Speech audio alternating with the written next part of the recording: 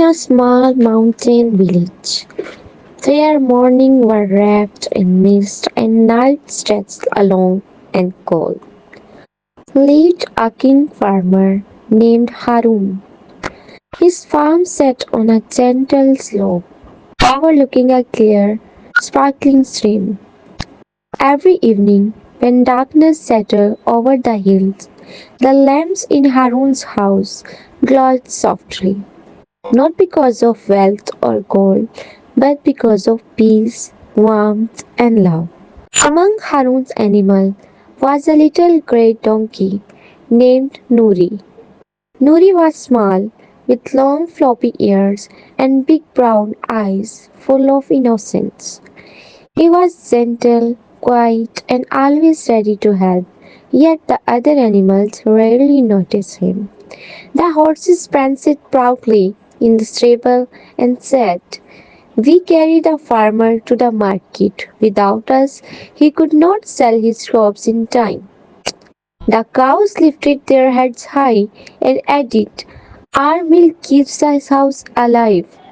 "What can you do, Nuri, except pray all day?" The rooster flapped his wings and boasted, "I wake the farmer every morning.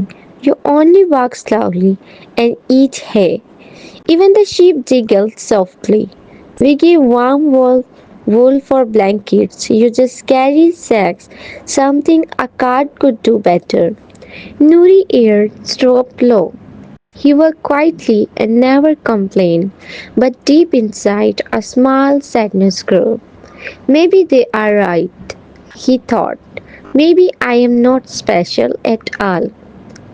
Every evening, as the sun disappeared behind the mountains, the sky turned dark and heavy. Thunder rolled across the valley, lightning flashed, and soon as a fierce something storm broke out. Rain poured down endlessly, and the entire village lost power. Every lamp went out, every home fell silent in the dark. In Harun's house, his little daughter Amina was sick. She had a high fever and needed medicine from the village healer who lived across the hill. Harun went to stable for help. The horses snorted, "The road is too slippery. We will fall." The cow shivered, "It's too cold for us." The rooster clucked, "That's not my job." Even the dog, brave as he was, hid under the hay and whimpered. Harun sighed and turned to Nuri. The little donkey trembled. The thunder scared him, but in his eyes there was a spark of courage. Harun gently placed his hand on Nuri's back. "Little one," he whispered, "will you try?" Nuri hesitated, then slowly nodded. Harun tied a small lantern around Nuri's neck, covered him with an oil blanket, and said softly, "Go carefully, my friend. May this light guide you." Step by step, Nuri began his journey into the storm. Finally reached the healer's small hut on the other side of the hill, soaked and shivering. Nuri stood outside until the old healer came out, started to see a little donkey around in the rain. When they arrived, Amina lay in bed in her face pale.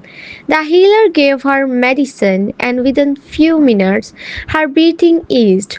She opened her eyes and smiled quickly. When morning came, the storm was gone. Golden sunlight spilled across the valley, gaslighting on every leaf. On the stable, the animals gathered around the Nuri. The proud horses bowed their heads. "We could not have done what you did." The cow spoke softly. "Your courage saved her life." Even the rooster, usually loud and proud, said quietly, "You carried light when the whole world was dark." Harun knelt beside Nuri, stroked his head gently, and said, "Sometimes the smallest light shines the brightest in the darkest night. From that day on, Nuri was no longer just a donkey. He became a symbol of courage, hope, and quiet strength.